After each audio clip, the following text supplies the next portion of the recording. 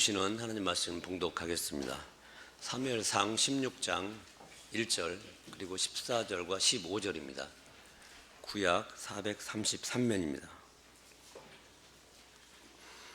여호와께서 사무엘에게 이르시되 내가 이미 사울을 버려 이스라엘 왕이 되지 못하게 하였거늘 내가 그를 위하여 언제까지 슬퍼하겠느냐. 너는 뿔에 기름을 채워 가지고 가라.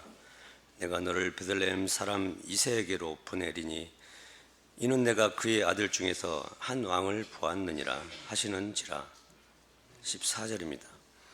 여호와의 영이 사울에게서 떠나고 여호와께서 부리시는 악령이 그를 번뇌하게 한지라. 사울의 신하들이 그에게 이르되 보소서 하나님께서 부리시는 악령이 왕을 번뇌하게 하온즉. 아멘. 우리 창세기 3장에서 아담과 하와가 에덴 동산에서 쫓겨났습니다.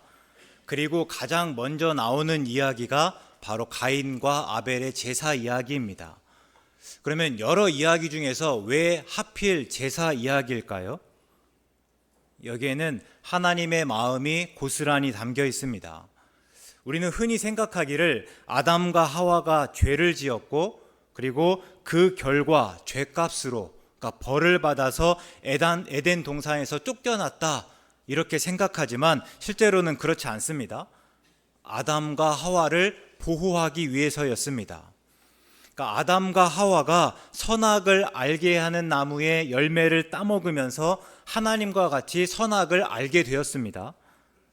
하나님이 생각하시기에 이대로 가만두었다가는 아담과 하와가 생명나무 열매까지 따먹을까 하였고 그래서 에덴 동산에서 쫓아내신 것입니다. 이게 창세기 3장 22절의 말씀인데요. 여호와 하나님이 이르시되 보라 이 사람이 선악을 아는 일에 우리 중 하나같이 되었으니 그가 그의 손을 들어 생명나무 열매도 따먹고 영생할까 하노라 하시고 합니다. 그러니까 생명 이전에 선악을 알게 하는 나무의 열매를 따먹고 그 상태에서 생명나무 열매까지 따먹을 것을 염려해서 하나님께서 막으셨다. 그렇기 위해서 이 에덴 동산에 쫓아내셨다 하는 말씀입니다. 그래서 하나님은 아담과 하와를 에덴 동산에서 쫓아내셨지만 아담과 하와의 관계를 끊고 그들을 영영 버리신 것은 아닙니다. 비록 에덴 동산에서 쫓아내셨지만 아담과 하와와 계속해서 관계 맺을 방법을 제시해 줬는데요. 그게 바로 제사입니다. 그런데도 하나님께서 모든 제사를 다 받지 않았다 이야기하고 있죠.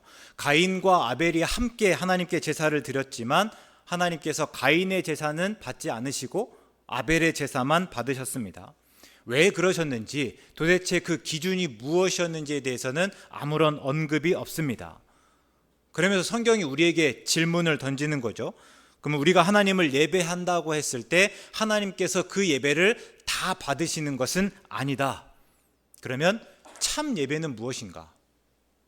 하나님은 어떤 예배를 받으시는가? 우리는 어떻게 하나님을 예배해야 하는가입니다. 본문은 먼저 사울의 버림에 대해서입니다. 이스라엘 백성이 왕을 요구하였고 이에 하나님께서 사울을 세우셨습니다. 사울은 정말 멋진 사람이었습니다. 키가 크고 잘생겼다 합니다. 또 겸손하기까지 하였죠. 그래서 사무엘상 10장 20절에서 사무엘이 이렇게 말하기까지 합니다. 너희는 여호와께서 택하신 자를 보느냐 모든 백성 중에 짝할 리가 없느니라. 그러니까 사무엘이 봤을 때도 사울이 얼마나 멋졌는지 도대체 사울과 견주어서 견줄 만한 사람이 없다. 사울보다 나은 사람이 없다. 이렇게 이야기할 정도입니다. 그리고 이후에 사울이 승승장구합니다. 암몬으로부터 길르앗 야베스를 구합니다. 또 블레셋과의 싸움에서 이깁니다. 그동안 블레셋은 이스라엘 민족들을 계속해서 괴롭혀온 민족인데요. 이제는 그 민족을 막을 수 있는 힘이 생긴 거예요. 사울이 왕으로서 탁월함을 보여주었습니다. 그런데 두 가지 실수를 하였습니다. 아니, 두 가지 실수라기보다는 한 가지 실수가 두 가지 양상으로 나타났는데요. 그 실수는 하나님을 의식하지 않은 것입니다. 선택받았다 하는 것은 선택한 자의 뜻대로 살아야 한다 하는 의미입니다. 하나님이 아브라함을 선택하실 때 뭐라고 말씀하셨습니까? 너는 너의 고향과 친척과 아버지의 집을 떠나 내가 내게 보여줄 땅으로 가라 말씀합니다. 그러니까 그동안 내게 익숙했던, 내가 의지하던 고향과 친척과 아버지의 집을 떠나서 이제는 하나님께서 보여주시고 하나님께서 가라 하는 곳으로 가는 것입니다. 이게 선택받은 자의 마땅한 태도입니다. 우리가 지난주 바울의 삶을 살펴보지 않았습니까? 예수님의 선택을 받은 이후로는요, 바울이 삶의 방향을 완전히 다 바꿨습니다. 그 전에 이렇게 살았다면 선택받은 자의 뜻을 따라서 내가 그 뜻대로 살았다 하는 거죠. 그런데 사울은 하나님을 의식하는 대신에 자기 소견에 옳은 대로 하였습니다. 자기를 선택하고 자기를 왕으로 부르신 그 하나님의 뜻을 따르는 대신에 자기가 하고 싶은 대로 행하였다 하는 것이죠. 먼저는 블레셋과의 전쟁을 앞두고입니다. 사무엘은 사울에게 기름을 부으면서 전쟁에서 번제와 화목제 드릴 준비를 다 해놓고 기다리십시오 이렇게 이야기하였습니다. 그거는요, 전쟁은 하나님께 속하였다, 전쟁에서 이기고 지는 것은 하나님의 손에 달려있다 하는 것을 드러내는 일이고, 그래서 하나님의 도우심을 신뢰하는 행위입니다. 그런데 사무엘이 오는 시간이 늦어지자 이제 백성들이 흩어지기 시작합니다. 그 모습들을 보면서 사울의 마음이 급해졌습니다. 어떻게든 자기가 수습해보고자 자기가 직접 번제를 드렸습니다. 오늘날 대통령은 헌법 69조에 따라서 취임하면서 다음에 선서를 합니다. 나는 헌법을 준수하고 국가를 보위하며 조국의 평화적 통일과 국민의 자유와 복리의 증진 및 민족 문화의 창달에 노력하여 대통령으로서의 직책을 성실히 수행할 것을 국민 앞에 엄숙히 선서합니다. 그러니까 대통령이라고 헌법 위에 있지 않습니다. 오히려 누구보다 헌법을 준수하고 헌법의 가치를 지켜야 합니다. 근데 왕이 그렇습니다. 왕은 하나님의 질서를 드러내야 할 의무와 책임이 있습니다. 그러니까 이제 내가 왕이 되었으니까 내 말이 곧 법이고 내 말대로 살아가는 것이 아니라 내 뜻대로 그저 살아버리면 되는 것이 아니라 나를 왕으로 세우신 그 하나님의 질서를 드러내야 하는 의무와 책임이 있었다 하는 것입니다. 근데 사울은 그 의무와 책임을 다하지 않았습니다. 그리고 다음은 이제 아말렉과의 싸움이었습니다. 아말렉은 이스라엘 백성이 출애굽하였을 때 처음으로 이스라엘 민족과 대적한 민족입니다. 그러니까 그동안 이스라엘 백성은요, 평생을 애굽에서 노예로만 일했습니다. 한 번도 싸워보지 않았습니다. 그러니까 늘 곡괭이, 삽과 곡괭이를 잡았을지언정 무기를 잡아보지 않은 사람들, 그런 사람들이 이제 막 출애굽하였는데 그 출애굽한 사람들을 아말렉 민족이 대적한 겁니다. 그러니까 어떻게 보면 가장 약할 때죠. 우리가 아무런 준비가 되지 않았을 때. 그래서 이스라엘에겐요, 아말렉 민족이 철천지 원수입니다. 그때뿐만이 아니라 대대로 이어져 오면서 아말렉이 했던 그때 비열한 짓을 잊지 말라. 이게 이스라엘 백성들이 공유하고 있었던 마음이죠. 하나님이 아말렉과의 전쟁에서 진멸하라고 명령하였습니다. 진멸은요, 사람이든 동물이든 소위 살아있다고 하는 것은 다 그 숨을 끊는 일입니다. 우리가 숨을 들이마시고 숨을 내뱉는데요, 살아있어서 숨을 들이마시고 들이내쉬는 것들은 다 그 생명을 끊는 것, 그 호흡을 끊는 일입니다. 뿐만 아니라 아무런 전리품도 얻지 않고 다 태우는 일입니다. 우리가 전쟁을 하고 나면 여러 가지 전리품을 얻습니다. 짐승을 통해서 우리 먹을 것을, 고기를 찾기도 하고, 또 그 사람들이 입었던 옷이든 아니면 여러 가지 생필품을 가져오기도 하고, 또 금부치들을 또 가져오기도 합니다. 그런데 진멸이라고 하면 그 모든 것들을 다 태움으로 인해서 아무것도 취하지 않습니다.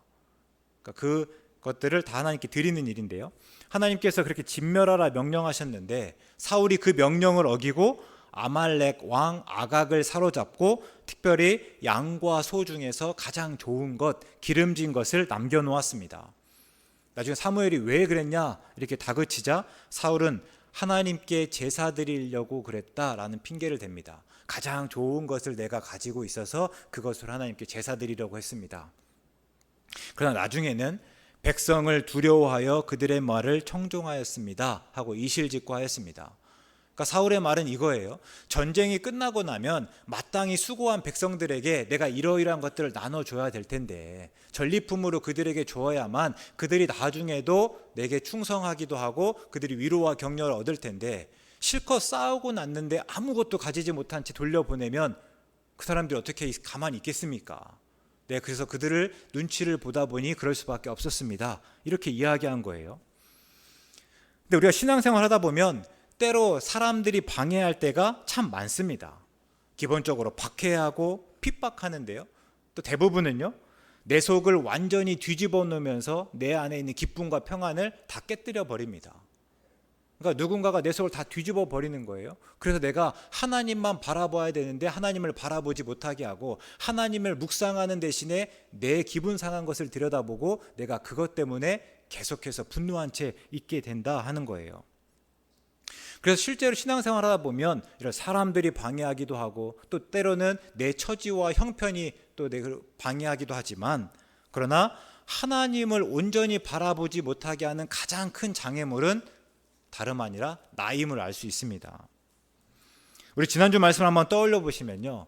빌립보서 3장에서 바울은 무엇이든지 내게 유익하던 것을 다 해로 여기겠다, 배설물로 여겼다 이야기하고 있습니다. 그리스도 예수를 아는 지식이 가장 고상하기 때문이고 그리스도를 얻고 그 안에서 발견되기 위해서다 말하였습니다. 그래서 제가 물었습니다. 그러면 내게 유익하던 것은 무엇입니까? 내게 유익한 것을 붙들고 있으면서 예수님을 바라보지 못하게 하는 것은 무엇입니까? 내가 그리스도 예수를 얻기 위해서 내 앞에서 치워야 하는, 내 앞에서 걷어내야 되는 것은 무엇입니까? 이렇게 물었는데요. 얼마나 답을 찾아보셨습니까? 공통적으로 분명한 것은요, 이런 물음의 나입니다. 내가 나를 너무 크게 여기고 내가 나를 너무 중요하게 여기면서 예수님을 가리고 있습니다. 약할 때 강함이라고 했는데요. 우리는 대부분 약한 것을 싫어합니다. 그냥 약할 때 강하다는 역설 자체를 좋아하지 않죠. 약하기 싫습니다. 내 힘을 키우고 내 능력을 자랑하고 싶고 또 내가 하고 싶은 말을 하고 싶습니다. 어떻게든 간에 내 생각과 주장을 관철시키려고 합니다. 하덕규 씨의 가시나무새라는 노래 가사처럼 내 속에 내가 너무도 많아서 예수님이 내 안에 있을 수가 없습니다. 내 속엔 헛된 바람들로 예수님이 편할 곳이 없습니다. 그러니까 다른 무언가가 예수님을 가리는 것이 아니라 내가 예수님을 가립니다. 예수님이 말씀하셨습니다. 마태복음 6장 24절인데요. 한 사람이 두 주인을 섬기지 못할 것이니 혹 이를 미워하고 저를 사랑하거나 혹 이를 중히 여기고 저를 경히 여김이라. 너희가 하나님과 재물을 겸하여 섬기지 못하느니라. 근데 하나님과 재물만 겸하여 섬기지 못하는 것이 아닙니다. 하나님과 나도 겸하여 섬기지 못합니다. 그래서 예수님께서 뭐라고 말씀하셨습니까? 나를 따르려거든 자기를 부인하라 말씀하시죠. 그러니까 신앙생활은 결국 이 싸움입니다. 하나님을 왕으로 섬길 것인가, 내가 왕노릇할 것인가, 내가 나를 부인하고 예수님을 따를 것인가, 나를 주장할 것인가. 그럴 때 사울은 하나님을 왕으로 섬기는 대신 스스로 왕노릇하였습니다. 나를 주장하였습니다. 이것을 예배와 관련해서 말하면 사울의 실수는요, 곧 예배의 실패입니다. 그럼 예배가 무엇인가? 예배는 하나님 앞에서 나를 가리고 오직 하나님만 드러내는 일입니다. 번제를 떠올려 보면요, 번제는 번제물의 머리에, 그러니까 번제물을 바친 사람이 번제물의 머리에 안수하고 번제물에게 내 죄를 전가합니다. 그러면서 번제물과 나를 동일하게 여기는 거예요. 그 번제물의 가죽을 벗기고 각을 뜨고 그것들을 불사릅니다. 그 모든 과정을 거치면서요, 이 번제물을 드린 사람은요, 실은 내가 그 앞에서 벗겨지고 각을 뜨고 불사른다는 것을 알게 되는 거예요. 우리가 흔히 착각하기를 이렇게 번제물을 갖다 내놓으면 제사장이 그 번제물을 가지고 가죽을 벗기고 각을 뜨고 그것을 불사른다 생각하지만 아니요. 실제로는 그 모든 일들을요, 번제물을 갖다 내놓은 사람이 합니다. 그 사람이 가죽을 벗기고 각을 뜨고 그것들을 제사장에게 줬을 때 제사장이 불사르는 거예요. 그러니까 이게 제사다 하면요, 번제물만 불사르는 것이 아니라 번제물을 불사르면서 곧 나를 불사르는 일입니다. 이게 제사의 기본이에요. 근데 사울은 번제를 드렸지만 나를 불사르지는 않았습니다. 번제를 드린다는 핑계로 좋은 양과 소들을 남겼지만 하나님의 말씀을 듣지는 않았습니다. 하나님이 이런 번제를 기뻐하셨을 리가 없죠. 그래서 하나님께서 뭐라고 말씀하시는가 보면 사무엘상 15장 22절과 23절의 말씀입니다.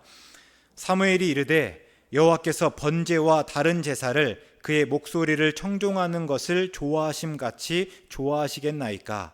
순종이 제사보다 낫고 듣는 것이 수량의 기름보다 나으니 이는 거역하는 것은 점치는 죄와 같고 완고한 것은 사신 우상에게 절하는 죄와 같음이라. 왕이 여호와의 말씀을 버렸으므로 여호와께서도 왕을 버려 왕이 되지 못하게 하셨나이다. 그러니까 제물은 불사르기만 하면 다 하나님께서 기쁘게 받으시는 것이 아닙니다. 제물을 내놓고 불사르지만 하나님께서 받으시지 않는다 하는 것을 알려주시죠. 특별히 하나님께서는 나를 불사르지 않으면서 단순히 제물만 불사르는 그런 형식적인 제사를 뭐라고 말합니까? 점치는 죄와 같다. 사신 우상에게 절하는 죄와 같다. 이렇게 말씀하십니다. 그러면 오늘 우리가 묻지 않을 수가 없습니다.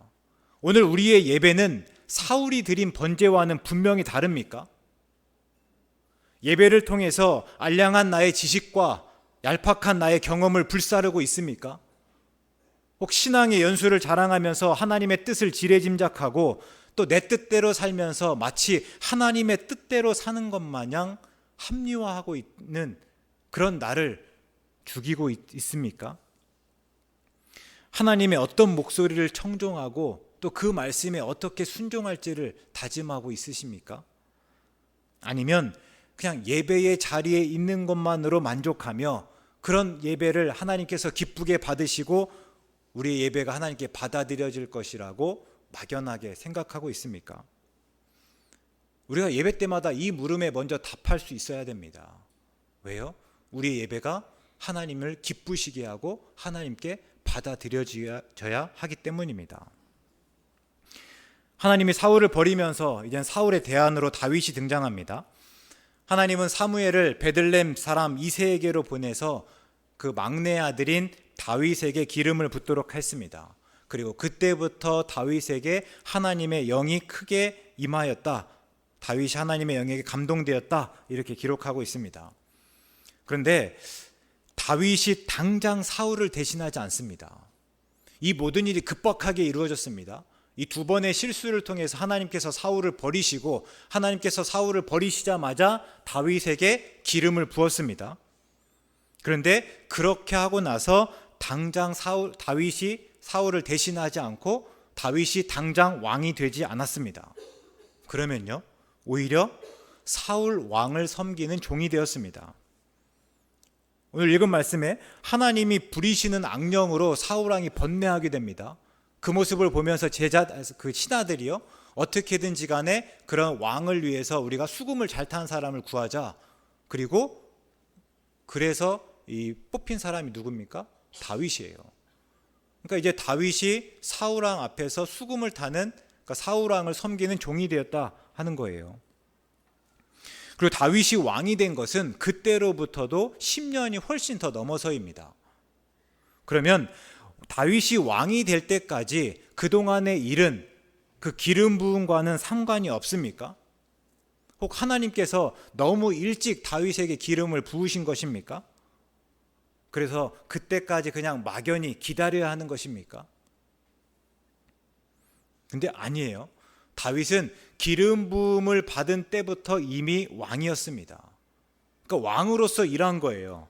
다윗은 사울을 섬기면서 왕이 되기를 기다린 것이 아니라 왕으로서 사울을 섬겼습니다. 그러니까 단순히 이때만이 아니에요. 이후에 계속 일들이 있는데요. 사울에게 쫓기는 때까지 하나님의 기름 부음을 받은 왕처럼 생각하고 또 왕처럼 말하고 행동하였던 것을 보게 됩니다. 어쩌면 그런 부분에 있어서 버림받은 사울과는 분명히 다른 모습, 그래서 그런 다윗을 하나님께서 마음에 합한 사람이라고 이야기했는지 모르겠습니다. 근데 이때 왕은요, 부왕이에요. 선택받았다고 하는 것은 선택한 자의 뜻대로 살아야 한다라고 말씀드렸는데, 그래서 다윗은요, 이후의 삶에서 이제는 하나님의 주권을 고백하며 살아갑니다. 이전에는 어땠는지 모르겠지만 하나님의 기름 부으심을 받은 이후에는, 하나님의 선택받은 이후에는요, 항상 모든 것을 하나님에게 의논합니다. 하나님, 내가 어떻게 나아가야 됩니까? 이리로 가야 됩니까? 저리로 가야 됩니까? 이 상황에서 내가 어떻게 해야 됩니까? 하나님의 뜻을 묻고 하나님의 뜻대로 행하는 모습을 보게 됩니다. 다윗은 그 이후의 삶에서 여러 가지 일들이 겪었지만 진짜 왕이 누구인지 잊지 않았습니다. 언제나 하나님의 가치와 기준을 따랐고 하나님의 질서를 철저하게 지켰습니다. 그럼 우리에게 한번 적용해 보면요, 우리는 예수님을 믿음으로 하나님의 자녀가 되었습니다. 그래서 하나님을 아빠, 아버지로 부를 수 있게 되었죠. 또 예수님을 따르는 예수님의 제자입니다. 그러면 우리는 언제 하나님의 자녀이고 또 예수님의 제자입니까? 나중에 하나님의 나라에서입니까? 아니에요. 예수 그리스도를 주로 믿은 그때부터 우리는 하나님의 자녀였고 또 예수님의 제자였습니다. 그리고 예수 그리스도를 주로 믿는 지금 하나님의 자녀이고 예수님의 제자입니다. 그럼 다시 묻게요. 그러면 어디에서 하나님의 자녀이고 또 예수님의 제자입니까? 나중에 하나님의 나라에서입니까?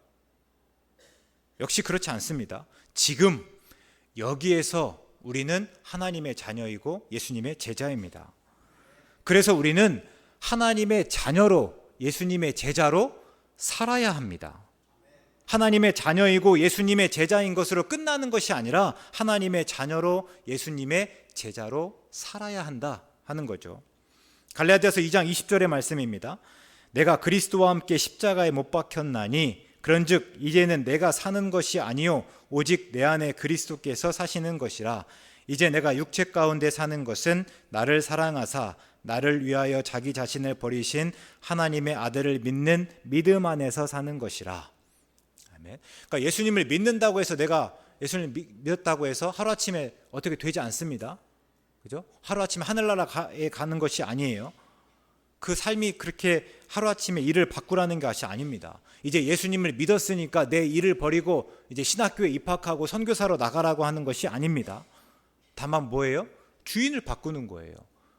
의식하며 사는 사람을 바꾸는 건데요. 이제는 내가 나를 위해서 사는 것이 아니라 예수님을 위해 삽니다. 이제는 내가 아니라 나를 사랑하사 나를 위하여 자기 자신을 버리신 하나님의 아들을 믿는 믿음 안에서 사는 것입니다. 다시 믿음으로 끝나는 것이 아니라요, 믿음 안에서 사는 것입니다. 그러니까 내 믿음과 삶이 분리되는 것이 아니라 믿음의 삶을 사는 것입니다. 우리의 관심이 여기에 있어야 됩니다. 제가 처음 신학대학원에 가기로 작정하면서 제가 선교사로서의 길을 생각했습니다. 그러니까 일반 교회에서 그냥 목사로서 목회하는 것이 아니라 선교사로 나가야겠다 이렇게 생각했는데요. 두 가지 이유 때문입니다. 먼저는 목사는 매일 말씀을 준비해야 되니까 너무 부담스러웠습니다. 근데 그보다 더 실제적인 이유가 있었는데요. 말씀을 선포하는 대로 당장 살아갈 자신이 없어서입니다. 내가 이렇게 말씀을 선포하면 이렇게 살아가십시오 하면 내가 그렇게 살아가야 되는데요. 맨날 그렇게 말하고 또 살아가고 말하고 살아가고 과연 이렇게 잘할 수 있을까? 자신이 없었어요. 간디에게 어떤 어머니가 아들을 데리고 와서 부탁했습니다. 선생님, 얘가 사탕을 너무 많이 먹습니다. 사탕 좀 그만 먹으라고 말씀해 주실 수 있겠습니까? 선생님의 말씀이라면 얘가 들을 것 같습니다. 근데 간디가 알겠다고 하면서 한 달 후에 다시 오십시오 이렇게 이야기했습니다. 그러니까 간디의 말대로 어머니가 한 달 후에 다시 그 아들을 데리고 왔습니다. 그래서 그러자 간디가 아들에게 말하였습니다. 얘야, 사탕 좀 그만 먹어라. 나중에 어머니가 물었어요. 아니 선생님, 이렇게 간단한 거를 왜 그때 말씀하시지 않았습니까? 왜 굳이 한 달 후에 오라고 말씀하시고 지금 말씀하시는 거예요? 그때 간디가 대답했습니다. 그때는 제가 사탕을 먹고 있었거든요. 그러니까 내가 사탕을 먹고 있는데, 나는 사탕을 먹는데 아이에게 사탕을 먹지 말라고 할 수가 없잖아요. 그래서 간디가 한 달 동안 사탕을 먹지 않고 그제야 아이에게 사탕을 먹지 말라고 이야기한 것입니다. 근데 기본적으로 제가 생각할 때 선교사는요, 삶으로 다름을 나타내야 한다고 생각합니다. 물론 복음을 전해요. 그리고 그곳에서 다른 여러 가지 사업들을 진행합니다.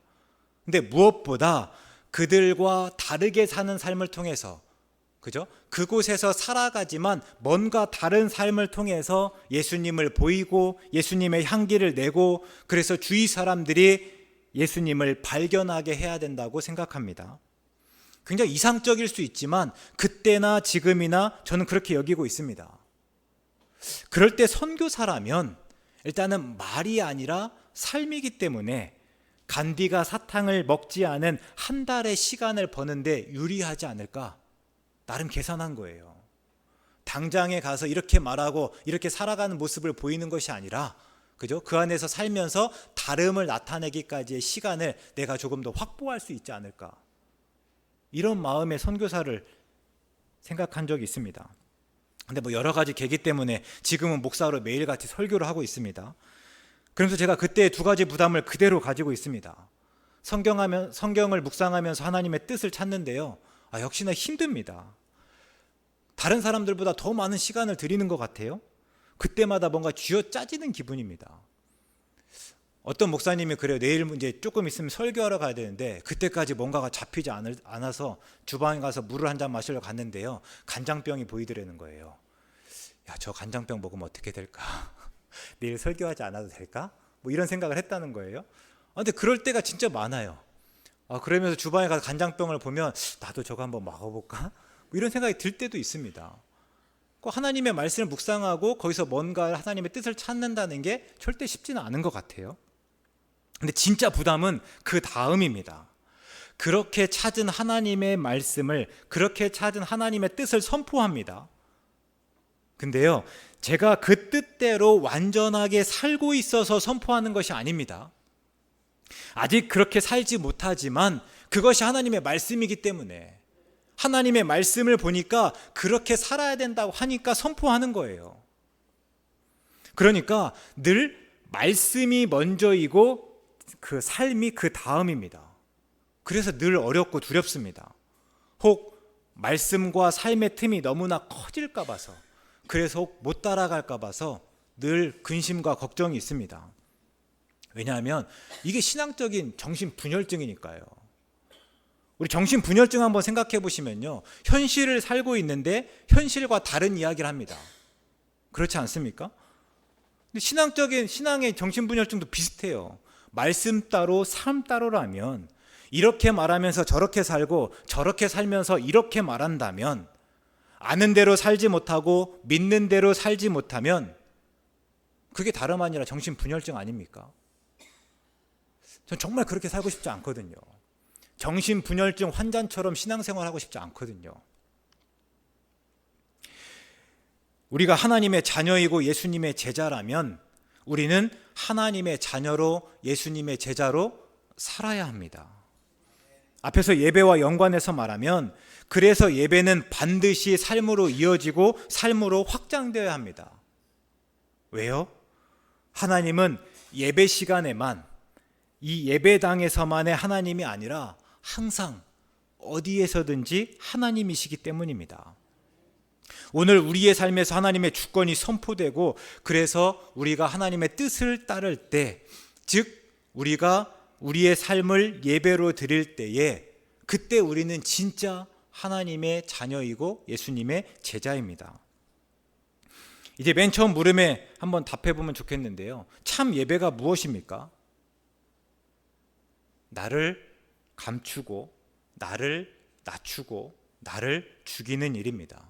그러면서 오직 예배의 주체이신 하나님만 드러내는 일, 그게 참 예배입니다.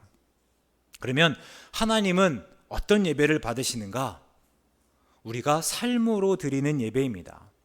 믿음 따로 삶 따로가 아니라, 삶 없이 말로만 고백하는 신앙 고백이 아니라 믿음대로 살고 사는 대로 믿으면서 드리는 예배입니다. 물론 믿음과 삶이 완전히 일치할 수는 없습니다. 그러나 그 틈이 벌어지지 않게, 그 틈을 자꾸만 메워가려고 애쓸 때 그것이 하나님을 기쁘시게 하고, 그때야 하나님께서 우리의 예배를 기쁘게 받으실 줄 믿습니다. 왜 가인의 예배는 받지 않으면서 아벨의 예배만 받았을까? 답은 없습니다. 그러나 혼자 곰곰이 생각해 봤을 때, 가인이 삶에서는 하나님과 전혀 상관없이 살다가, 하나님을 경외함 없이 하나님의 말씀대로 살지 못하다가 단순히 이 자리에 와서 제물 드림으로 마치 하나님을 예배하는 것처럼 하는 그 모습을 하나님께서 버린 것은 아닐까? 아벨은요, 내가 삶에서 하나님의 자녀로, 예수님의 제자로 애써 살아가면서 비록 흠많은 모습이지만 그럼에도 불구하고 하나님께 긍휼을 구하며 그 자리에 제물을 드렸을 때 하나님께서 그런 아벨의 제사를 받지 않으셨을까? 한 번쯤 생각해 봅니다. 한 주를 시작하면서 드리는 예배가 우리의 가정에서, 우리의 일터에서 한 주 내내 이어지길 원합니다. 단순히 삶으로서가 아니라 조금 더 구체적으로요, 내 가정에서, 우리의 일터에서, 내가 나와 함께하는 우리 가족들 안에서, 나와 함께 일하는 우리 동료들 안에서 이어지길 바랍니다. 크고 위대하신 하나님이 이곳에서만 크고 위대하신 하나님으로 고백되어지는 것이 아니라 우리의 가정에서도, 우리의 일터에서도 크고 위대하신 하나님으로 고백되어지기를 원합니다. 그래서 우리의 가정에서도, 우리의 일터에서도 하나님이 찬양받으시기에 합당하실 수 있기를 바랍니다. 지금 하나님의 뜻대로 살기를 다짐한 대로 다시 우리의 가정에서, 우리의 일터에서 하나님의 뜻대로 살아가실 수 있기 바랍니다. 그래서 언제나 하나님께 받아들여지고 하나님과의 바른 관계 안에 머무는 우리 모두 되시기를 주의 이름으로 축원합니다. 기도하겠습니다. 하나님, 매일 한 주를 예배하며 시작하게 하시니 참 고맙습니다. 우리는 하나님의 자녀이고 예수님의 제자입니다. 우리 예배가 오늘 이 시간 이곳에서 끝나지 않겠습니다. 삶에서, 우리의 가정에서, 우리의 일터에서 하나님을 예배하겠습니다. 언제나 우리와 함께 하시며 우리 예배를 기쁘게 받아 주시옵소서. 예수님의 이름으로 기도드립니다. 아멘.